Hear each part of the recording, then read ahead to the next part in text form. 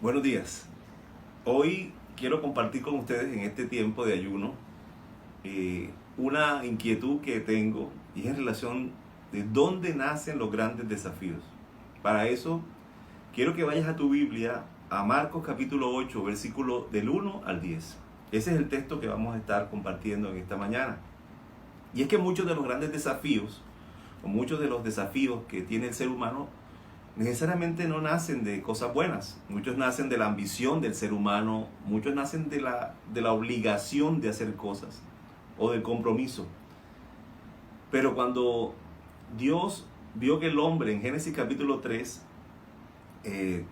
pecó y dice que los ojos fueron abiertos y se cosieron hojas de higuera y se escondieron, eso es lo que dice Génesis capítulo 3, nació el plan de salvación para la humanidad. Y nació de su compasión por el hombre, tuvo compasión por el hombre. Entonces los grandes desafíos, y es lo que quiero compartir en esta mañana, nacen de la compasión de Dios.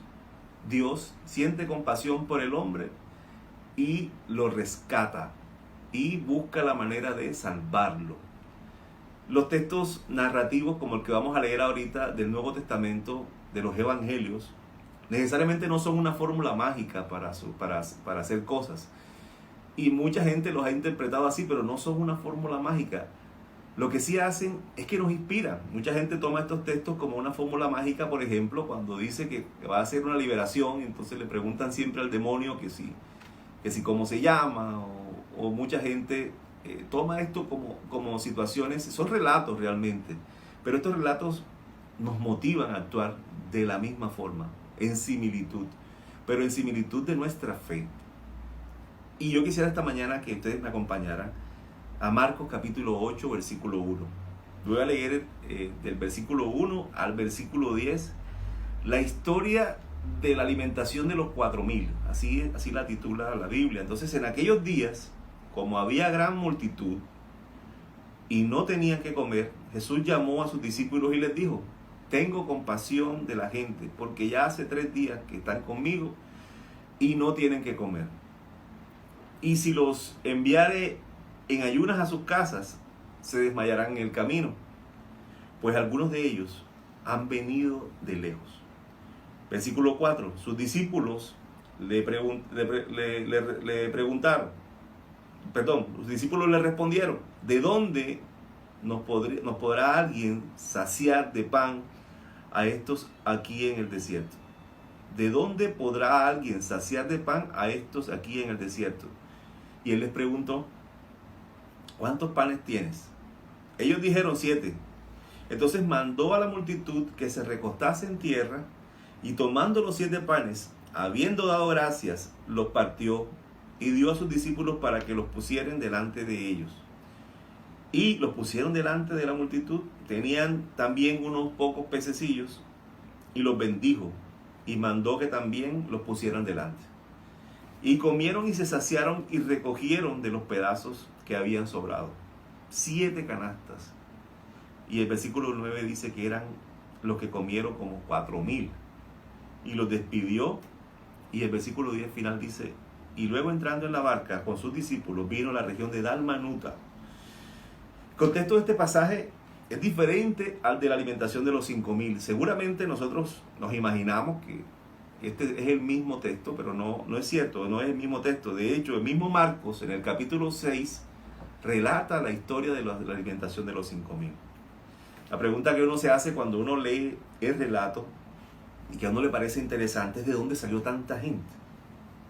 Sobre todo en una región que tenía más características gentiles. No era una región judía. Decápolis, donde habían sucedido algunos milagros. Por ejemplo, la curación del sordo, o por ejemplo, la liberación del endemoniado gadareno. Eran las regiones donde se estaban dando este evento. Y son precisamente esos 2 eventos los que la gente, a los que los grandes estudiosos de la Biblia le atribuyen el hecho de que en este lugar hubiese tanta gente.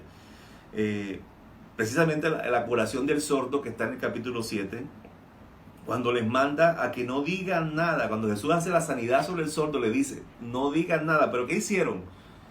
A los que les dijo que no dijeran nada. Cuando más les mandaba, dice aquí, tanto más lo divulgaban. Y el otro evento es la liberación del endemoniado gadareno, que se va para su casa, pero que inicialmente tiene la intención de seguir a Jesús. Se va para su casa. Y muchos le atribuyen a que cuando él llega a su casa, se lleva mucha gente también que queda inquieta y con el deseo de conocer a Jesús. Entonces, estos dos eventos, la curación del sordo y la liberación del endemoniado gadareno, es lo que muchos intentan explicar la razón por la que había tanta gente en este lugar.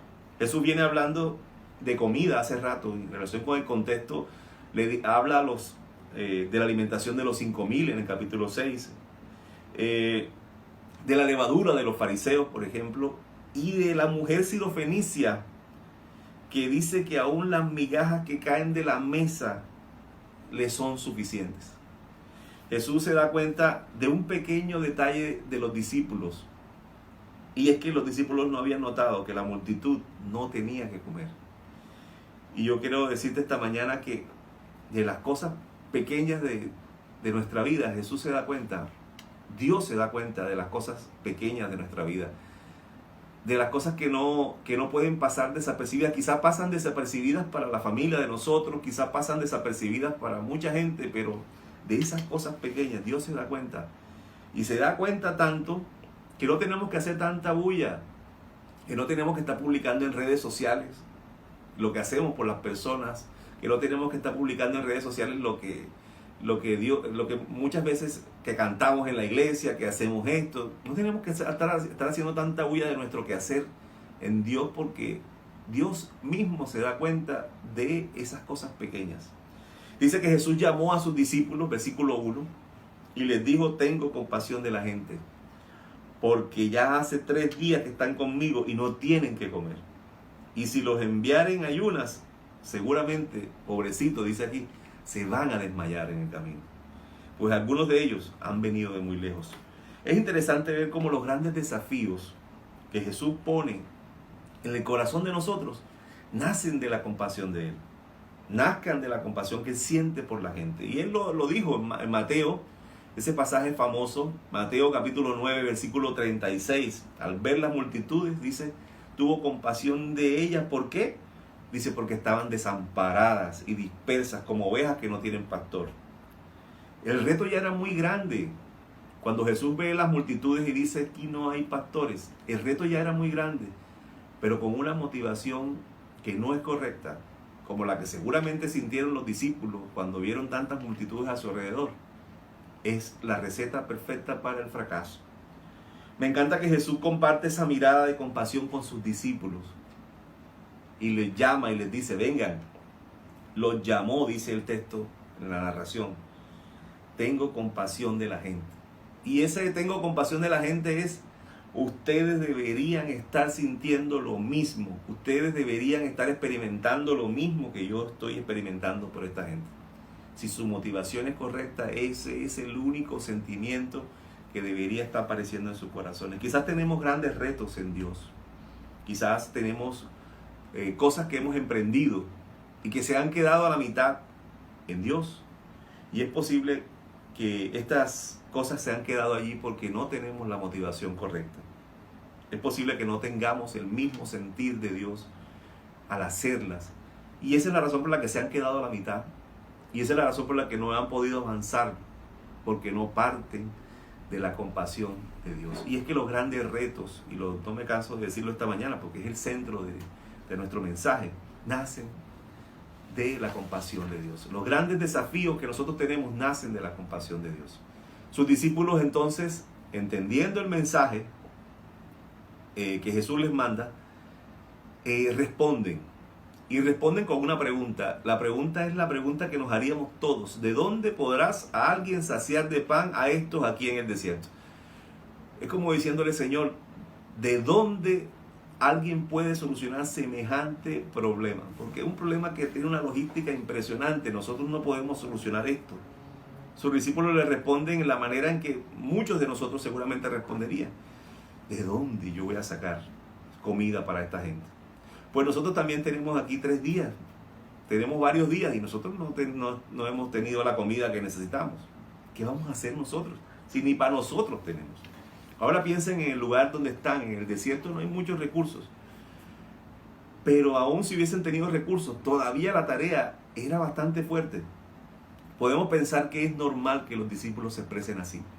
Podemos pensar que es normal que ellos no sepan qué hacer. Pero yo quiero decirles esta mañana, no es normal que ellos respondan así. Por eso Jesús hace la observación. No es normal que ellos respondan así por una razón sencilla. Porque ya ellos habían vivido este milagro. La alimentación de los 5,000 está en el capítulo 6 de Marcos. Ya ellos habían vivido esta escena. Por eso es raro que no piensen que se puede repetir o que se puede hacer de nuevo lo que Dios hizo allá.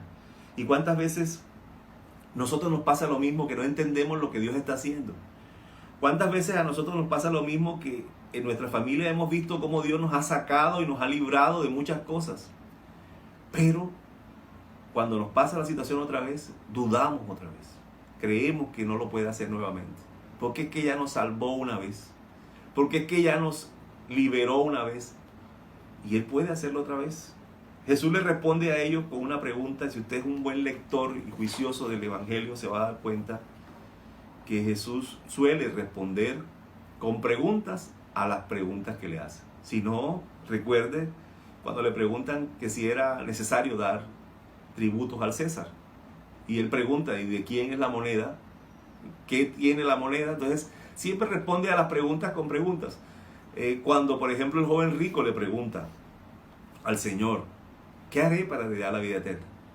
Y Él responde con preguntas a su vida. Él empieza a cuestionar algunas cosas. Entonces, cuando Él les pregunta, cuando ellos le preguntan, Él les responde con preguntas. Y Él les pregunta, entonces, ¿cuántos panes tienen? Y ellos dijeron 7. Aún no le cuadra, porque uno piensa que lo que va a lograr, lo va a lograr desde su capacidad. A los discípulos no les cuadra la cuenta. Es que son 7 y son 4,000. Es que las cuentas no dan. Uno piensa que uno puede responder desde el quehacer de uno, desde la capacidad de uno. Pero Jesús les está mostrando a ellos que no va a responder desde la capacidad humana. Este es un problema que no se puede solucionar desde la capacidad de los hombres. Es que queremos tener siempre la sensación de tener el control de las cosas. Pero la vida es más que lo que uno controla. Y si no, miren a aquellos enfermos que han sido sanados, y que han sido sanados más allá del dictamen médico. Que el médico dice, no sé cómo lo lograron, no sé cómo pudo pasar esto. Lo hemos visto muchas veces. ¿Cuánto está más allá? Pero ellos dijeron, ¿cuántos panes? Pero Él les pregunta, ¿cuántos panes tienes? Pero la vida es más de lo que uno controla. Y hacer la obra del Evangelio es más de lo que uno puede hacer o controlar. Es más lo que uno no controla que lo que uno puede controlar en las cosas de la fe. Cuando uno tiene un grupo o trabaja con un grupo de personas. Los grandes desafíos que asumimos muchas veces nos superan. Y entendemos que dependemos de su gracia. Y recordamos que todo nació, ¿dónde? En la compasión del Señor. Entonces casi siempre cuando las cosas se salen de control, nos remitimos al versículo 1 de este capítulo 8 y recordamos que es que todo nació de la compasión de Dios. No olviden nunca dónde nació el deseo de hacer lo que están haciendo. Nació de la compasión del Señor.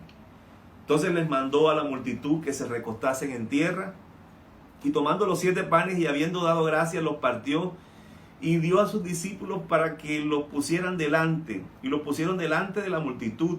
Y el versículo 7 dice, tenían también unos pocos pececillos, y no dice cuántos, y los bendijo y mandó que también los pusieran delante.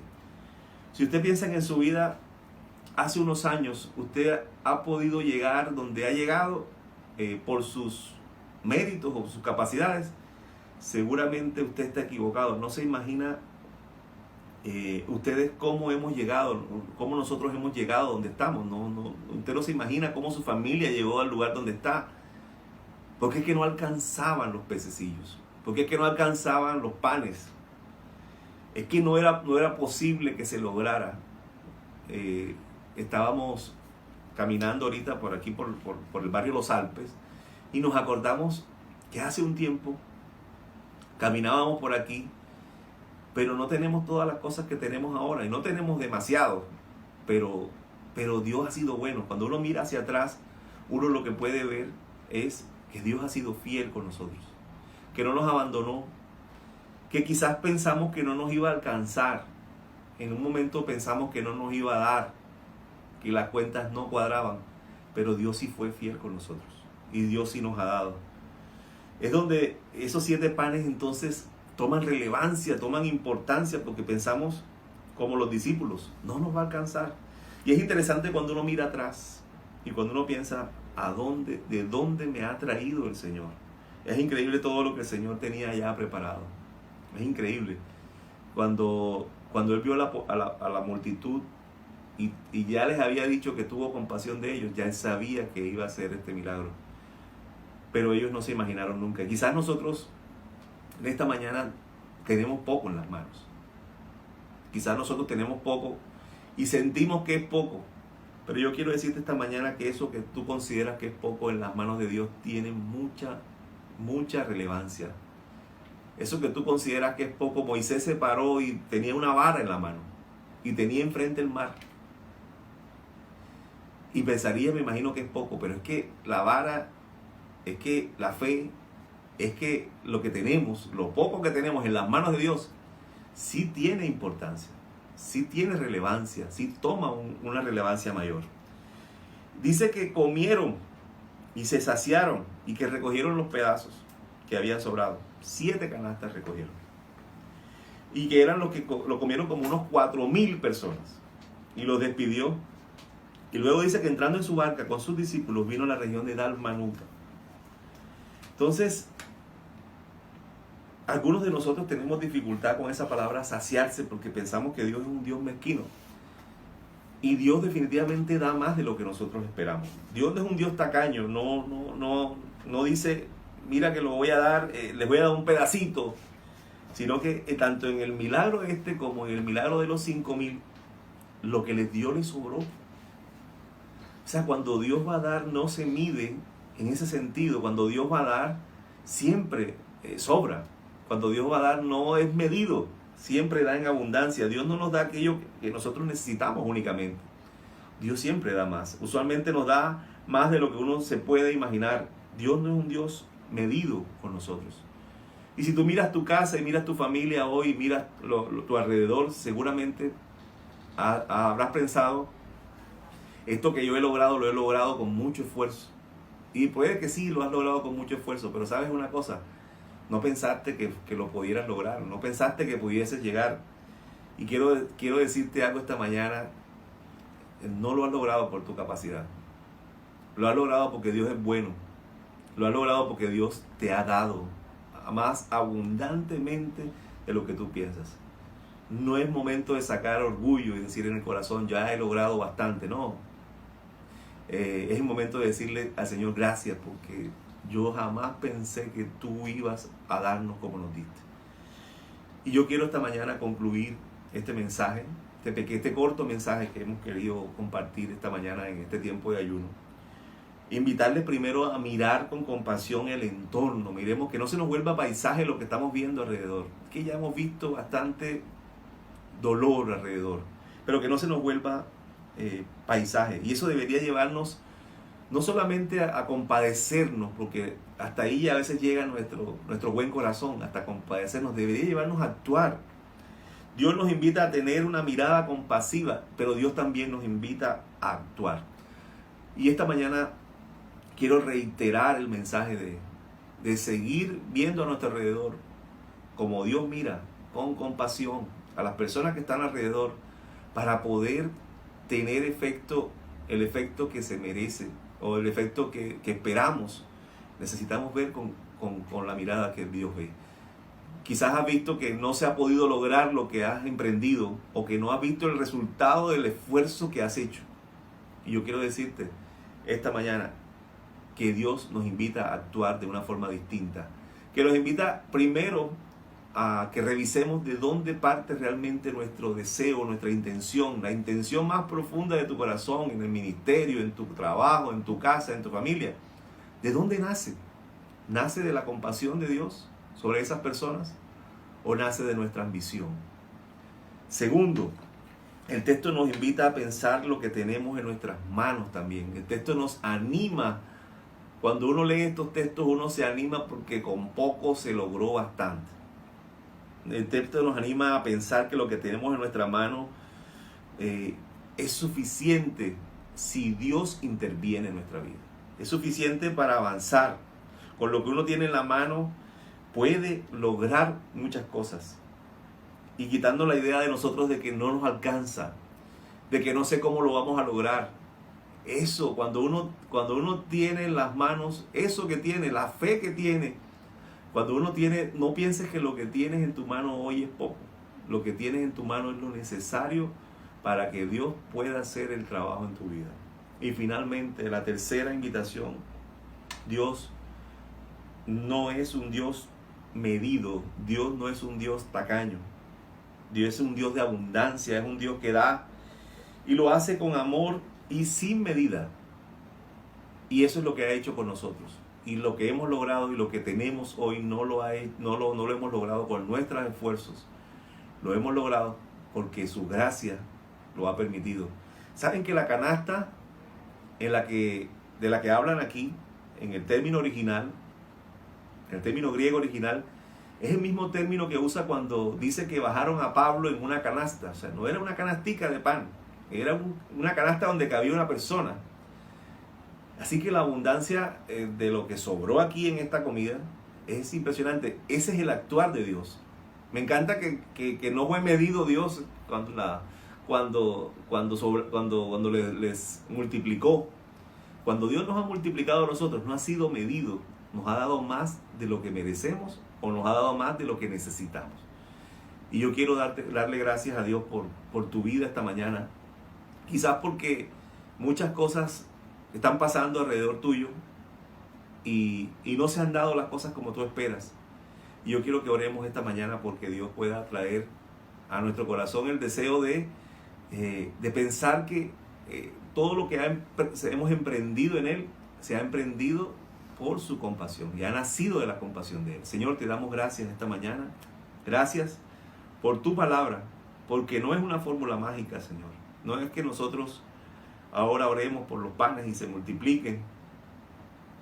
Es que nos animas porque tú eres el dador de toda vida, el pan de vida que vino del cielo. Gracias porque tú sacias nuestra familia, nuestra vida. Tú lo llenas todo. Gracias porque primero te das cuenta de las necesidades que tenemos. Gracias porque tú logras percibir aquello que la gente no se da cuenta. Porque no tenemos que hacer tanta bulla para verla, para ver las cosas, Señor. Porque tú te das cuenta, para ver nuestras necesidades. Esta mañana yo te pido de una manera especial que tú coloques en nuestro corazón ese deseo de que nosotros pensamos siempre que tú haces las cosas porque las merecemos. Y las cosas realmente que has hecho en nuestra vida nacen de la compasión que sientes por nosotros. Te doy gracias porque esa compasión nos ha llevado a estar cerca de ti, a no tener ningún obstáculo hoy en nuestra relación contigo. Esa compasión que te llevó a la cruz del Calvario y que nos permite a nosotros levantar esta oración con la tranquilidad de que tú nos escuchas, ¿no? Y que tú sabes que somos tus hijos, que te necesitamos, Señor. Te doy gracias por tu palabra, Señor. Te doy gracias porque lo poco que has puesto en nuestras manos, o lo que nosotros hemos visto que es poco, realmente es mucho, Señor, que tú puedes usar, que tú puedes transformar la vida de otros, que tú puedes usar para sanar a otros, Señor, para ayudarle a otros, para darle esperanza al que no tiene esperanza. Te doy gracias en el nombre de Jesús por tu palabra, Señor, que no es una fórmula mágica, pero que nos ayuda a entender que podemos creer en un Dios que actúa de esta manera para con nuestra vida. En el nombre de Jesús te damos gracias por tu palabra, Señor. Amén. Amén, mis hermanos. Fue un placer esta mañana compartir con ustedes. Espero que esa situación que están viviendo en su casa, en su hogar, en su familia, pueda ser superada por la confianza que pones hoy en adelante, que Dios es un Dios que mira con compasión para hacer cosas grandes en nuestra vida. Quiero invitarte mañana al servicio de las 8 de la mañana o de las 10 de la mañana, donde tú puedas ir al pie de la popa, al lado de Profamilia. Quiero invitarte para que nos acompañes. Si no has ido nunca, quiero invitarte para que nos acompañes. Vamos a estar compartiendo también una palabra de ánimo para tu vida, que pueda ayudarte a superar algunos escaños que hemos estado pasando en nuestra vida. Te doy gracias por acompañarnos en esta mañana y te pido que el próximo domingo, que este domingo, mañana domingo, nos puedas acompañar. Que Dios te bendiga, que pases un feliz resto de día.